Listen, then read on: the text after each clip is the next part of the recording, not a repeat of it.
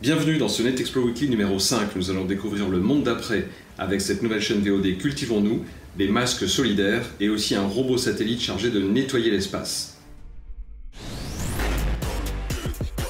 Comment est né Cultivons-nous Au nom de la Terre, le film que j'ai réalisé, inspiré directement de l'histoire de ma famille, 2 millions d'entrées, dingue, c'était pas prévu.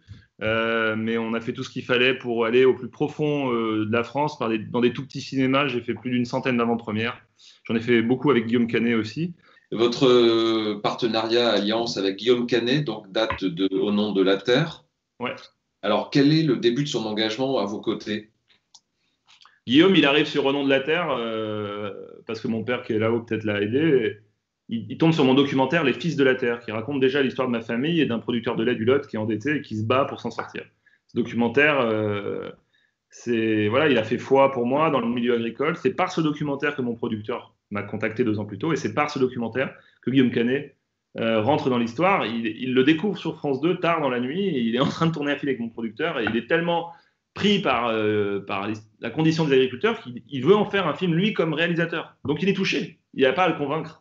Et il en parle à mon producteur, qui se marre au bout d'un moment, lui disant que le film dont il parle, il est déjà écrit, le scénario, et que le réalisateur qui allait le faire, c'est le réalisateur du documentaire, en l'occurrence moi. Donc, et la promo qu'a fait Guillaume, il n'en a jamais fait une comme ça, il le disait devant le public. Il a fait 70 films en tant que comédien, c'est le rôle pour lequel il s'est le plus engagé.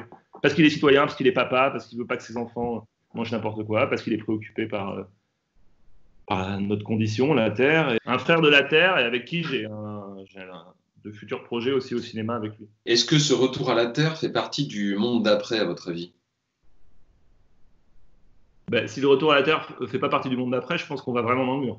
Et est-ce que sur Cultivons-nous, vous avez un regard sur l'agriculture dans différents continents, différents pays, ou c'est pour l'instant la France? Ah non, déjà, si on se balade sur Cultivons-nous, on voit qu'on a une série documentaire sur les paysans du monde, une série un peu plus de télé-réalité qui emmène une famille d'urbains chez une famille d'agriculteurs. Ça se passe au Québec. Il y a des pêcheurs, et il y a des pêcheurs les océans, c'est tout le monde, et on a des documentaires vraiment de partout. Et c'est ça aussi la force, c'est qu'on peut s'inspirer de ce qui se fait ici et là pour changer. Est-ce que vous pensez que la crise a accéléré la prise de conscience, mais aussi les actions qui dormaient un peu et qui du coup sont révélées à cause de la crise ou grâce à la crise? On le voit avec l'exemple dont on a parlé, Nicolas Fay, qui est ce mec qui travaille dans la pub et qui là se retrouve confiné en pleine campagne, et qui se dit non mais je vais rester là, je vais monter une boîte de prod ici et je vais raconter mes semblables sur ce territoire-là. Et c'est là que je suis bien. Donc c'est un révélateur pour ceux qui peuvent le faire. Mais il m'a dit qu'il avait eu un coup de fil de sa banquière, il lui a dit hey, oh. je suis en train de créer le nouveau monde là, donc.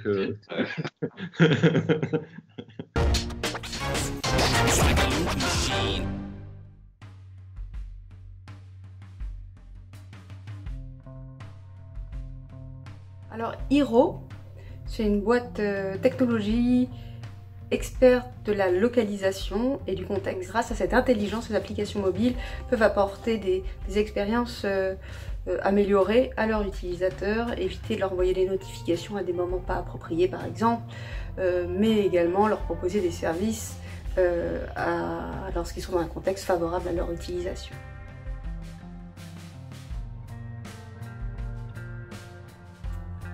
C'est une très bonne question, parce qu'en effet, Hiro vend sa solution en modèle SaaS à des applications du type application de mobilité. On vend également notre solution à des applications du type retail, qu'est-ce qui se passe autour de moi.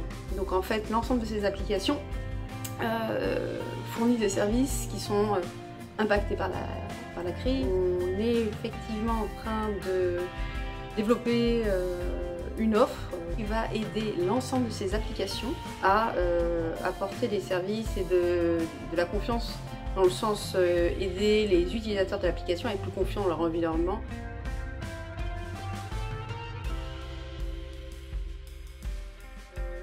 Il y a effectivement beaucoup de technologies aujourd'hui qui peuvent aider. L'IoT peut être une de ces technologies, on a entendu parler des bracelets qui permettent de calculer la distance aux autres, mais également des technologies de localisation comme Hiro ou des technologies de tracing.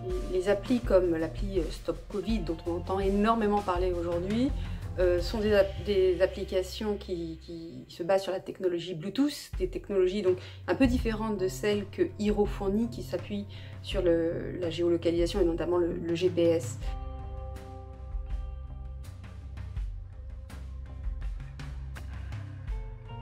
Alors oui, en effet, les débats, comme il y a autour de l'appli Stop Covid, sur les données personnelles, où elles sont stockées, qu'est-ce qui est dans le téléphone, qu'est-ce qui est centralisé, quel lien je vais pouvoir faire entre un individu et les informations sur la maladie, par exemple, sont très intéressantes. Je pense que le problème des données privées et de leur privacy, de leur protection, c'est plus sur des grandes plateformes comme Google ou les réseaux sociaux. Peut-on laisser toutes ces données, ces connaissances sur les gens aux mains de Google, Apple, Facebook, ou est-ce que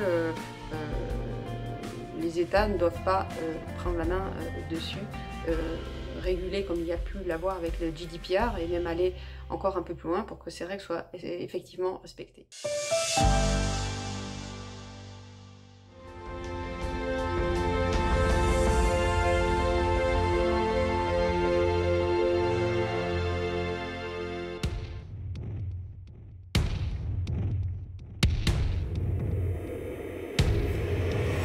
Suicidal satellites that clean up space. Pollution is a blight on land, sea, and even in space. More and more uncontrolled satellites and other space debris are circling the Earth. Astroscale, a Japanese firm, is aiming for orbital sustainability by launching cleanup satellites. The first mission, ELSA-D, End of Life Services by Astroscale demonstration, is scheduled for 2020. It will feature a servicer and a sea-linked satellite, both fitted with magnetic plates. The aim is to show that the servicer can target, find, and dispose of a junk satellite by binding with it and disintegrating on re-entry. The system could also be used to repair satellites in the future.